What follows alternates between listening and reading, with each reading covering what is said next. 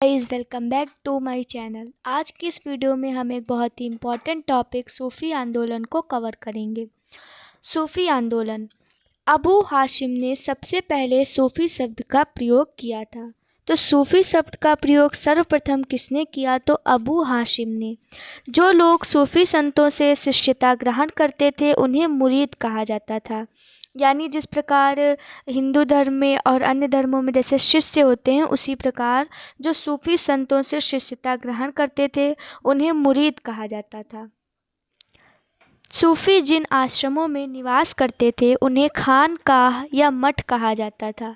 यानी जो सूफ़ियों का जो निवास स्थल था, जो उनका आश्रम, जिस आश्रम में वो रहते थे, निवास करते थे, उन्हें खानकाह या फिर मठ कहा जाता था। सूफ़ियों के धर्म संघ बाशारा इस्लामी सिद्धांत के समर्थक और बेशारा इस्लामी सिद्धांत से बंधे नहीं में विभाजित थे। तो इसमें क्या है कि जो बाशारा और बेशारा का क्या है, तो जो सूफ़ी लोग इस्लामी सिद्धांत को मानते थे, उसी के अनुसार चलते थे, वो बाशारा के अंतर्गत आते थे। और बेशारा वो थे जो इस्लामी सिद्धांत में बंधे हुए नहीं थे। उनकी अपनी स्वतंत्र अभिव्यक्ति होती थी, वो अपने विचारों को अपने अनुसार स्वतंत्रता से व्यक्त करते थे। यानी वो इस्लाम सिद्धांतों से बंधे नहीं थे, ना ही उन्हें मानते थे, ना ही उनका समर्थन करते थे। बाशारा जो थे वो इस्लामी सिद्धांत से बंधे थे और उसका समर्थन करते थे।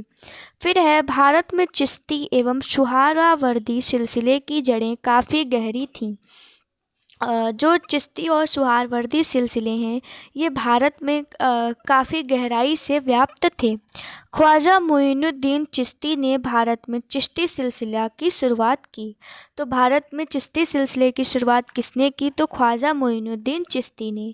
ये बेहद इम्पॉर्टेंट है। और चिश्ती सिलसिला जो था उसका मुख्य केंद्र कौन सा था? तो अजमेर। तो ये पॉइंट बेहद इम्पॉर्टेंट है कि ख्वाजा मोइनुद्दीन चिश्ती ने भारत में चिश्ती सिलसिला की शुरुआत की और चिश्ती सिलसिला का मुख्य केंद्र अजमेर था। फिर है चिश्ती सिलसिला के कुछ अन्य महत्वपूर्ण संत थे निजामुद्दीन औलिया, बाबा फरीद, बख्तियार काकी एवं शेख बुरहानुद्दीन गरीब। ये सारे ही बहुत ही इम्पॉर्टेंट नेम है और अक्सर हम लोग इन लोगों के नामों को सुनते हैं।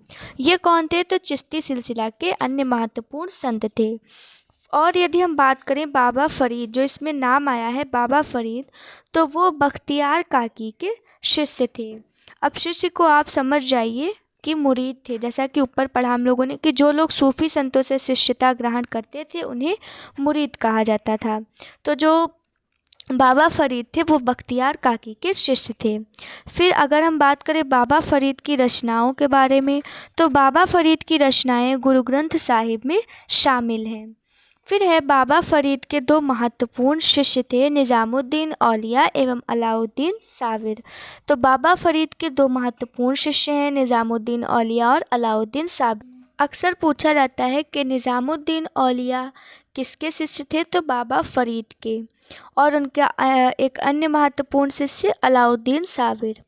फिर है हजरत निज़ामुद्दीन औलिया ने अपने जीवन काल में दिल्ली के 7 सुल्तानों का शासन देखा था। ये भी पूछा जा सकता है कि किस संत ने, किस सूफ़ी संत ने अपने जीवन काल में दिल्ली के 7 सुल्तानों का शासन देखा? तो वो थे हजरत निज़ामुद्दीन औलिया। इनके प्रमुख शिष्यों की यदि बात करें तो शेख सलीम चिश्ती, अमीर खुसरो और अमीर हसन देहलवी। तो ये बेहद इम्पॉर्टेंट नेम है। यानी जो हजरत निज़ामुद्दीन औलिया थे उन्होंने अपने जीवन काल में दिल्ली के 7 सुल्तानों का शासन देखा और इनके प्रमुख शिष्य थे शेख सलीम चिश्ती, इनको भी हम अक्सर सुनते हैं, अमीर खुसरो जो कि एक लेखक भी रहे, और अमीर हसन देहलवी। ये तीनों जो हैं ये निज़ामुद्दीन औलिया के शिष्य थे। फिर है शेख बुरहानुद्दीन गरीब ने 1340 ईस्वी में दक्षिण भारत के क्षेत्रों में चिश्ती संप्रदाय की शुरुआत की। यानी दक्षिण भारत के क्षेत्रों में चिश्ती संप्रदाय की यदि बात करें तो किसने स्टार्ट किया था? शेख बुरहानुद्दीन गरीब ने। कब किया था? तो 1340 ईस्वी में। फिर है चिश्ती संप्रदाय की शुरुआत की और दौलताबाद को मुख्य केंद्र बनाया। यानी जो शेख बुरहानुद्दीन गरीब थे, उन्होंने दक्षिण भारत के क्षेत्रों में चिश्ती संप्रदाय की शुरुआत की 1340 ईस्वी में, और इन्होंने दौलताबाद को मुख्य केंद्र बनाया। फिर आगे और है कि सूफियों के सुहरावर्दी धर्म संघ या सिलसिला की स्थापना शेख शिहाबुद्दीन उमर सुहरावर्दी ने की, किंतु 1262 ईस्वी में इसके सुदृढ़ संचालन का श्रेय शेख बदरुद्दीन ज़कारिया को है। यानी अगर हम सुहरावर्दी सिलसिले की स्थापना की बात करें तो शेख शिहाबुद्दीन उमर सुहरावर्दी ने की, पर अगर इसके सुदृढ़ संचालन का श्रेय देखें तो वो शेख बदरुद्दीन ज़कारिया को है।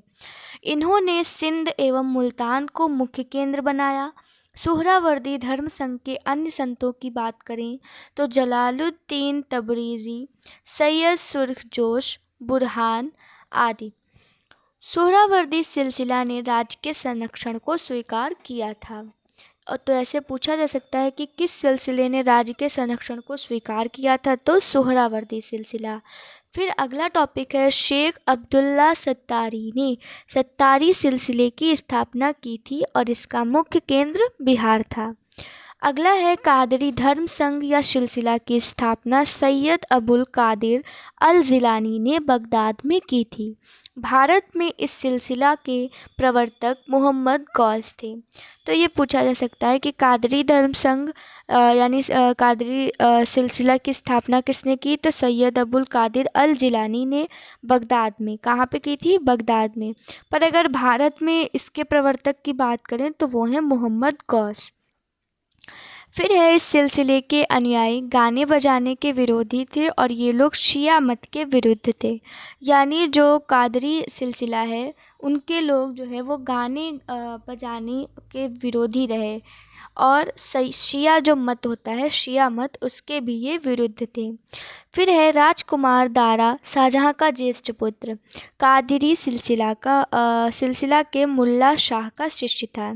तो ये भी पूछा जा सकता है कि शाहजहाँ का ज्येष्ठ पुत्र कौन था, तो राजकुमार दारा, और वो किस सिलसिले के संत का शिष्य था, तो कादरी सिलसिले के मुल्ला शाह का शिष्य था। किसका? मुल्ला शाह का। कौन?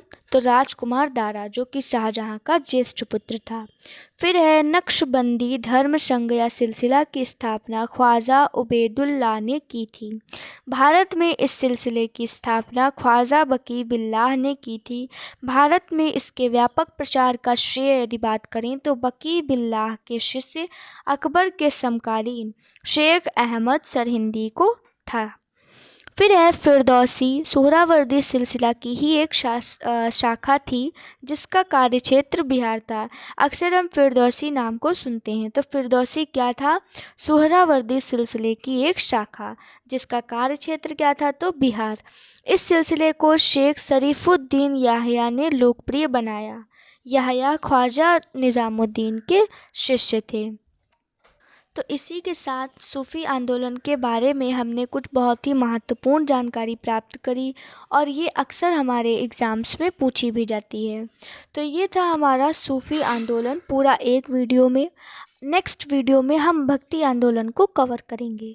तो तब तक के लिए बने रहिए हमारे साथ। Thanks for watching.